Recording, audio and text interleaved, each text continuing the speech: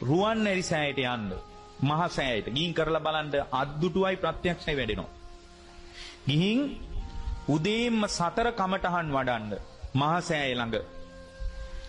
වඩලා ජීවිතේ පූජා කරන්න බුදුරජාණන් වහන්සේට පාදම හරිය නලල තියලා බුදුරජාණන් වහන්සේට ජීවිතේ පූජා කරන්න පාන්දරම එලකිරි වලින් එලකිරි ටිකක් හොයාගෙන පිරිසුදුව ඒක හොඳට පෙරලා අරගෙන පින්වත්නි කෙලෙස් සහිත කාටවත් ඉඳුල් කරන්න දෙන්නේ නැතුව ඒ එලකිරි වලින් කිරිහාර ලොකු පාත්‍රයක් හදලා පාන්දර 5:06 අතර කාලේ මහසෑයට පූජා කරන්න ජීවමාන සංඥාවෙන් ලොකු පැන් පාත්‍රයක් පූජා කරන්න උණු පැන් පාත්‍රයකුත් පූජා කරන්න 5:06 අතර.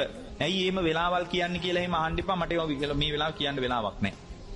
එහෙම පූජා කරලා ජීවිතයේ බුදුරජාණන් වහන්සේට පූජා කරන්න පහුවෙනිදා ඉඳලා ඕගොල්ලෝ හිතුවට වඩා හිත වැඩෙනවා. ඒ වගේම මෙතන ඉන්නවා භාවනා කරනවා ප්‍රතිඵල නැහැ. ඉතින් මේ අපි කියන ප්‍රතිඵල මොකක්වත් නැහැ. නමුත් එයා දක්ෂයි භාවනාව අතාරින්නෙත් නැහැ. ඒ මට්ටම නම් තියෙන්නේ ඒගොල්ලොත් මේක කරන්න. වෙලාවක් හදාගෙන ගිහින් මේ වැඩේ කරන්න. හැබැයි 5:06 අතර කාලෙම කිරිහාර පූජා කරන්න ඕන. එල කිරි වලින්ම හදන්න ඕන.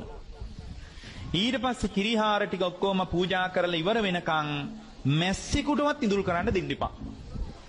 භාග්‍යවතුන් වහන්සේගේ බුද්ධ ආසනයේට යනකන් මැස්සෙකුට වාජන ටික දැන් දානේ හදන වාජනේ තියෙන්නේ. ඒ ටිකත් බෑග් එකකට දාලා සීල් කරන්න.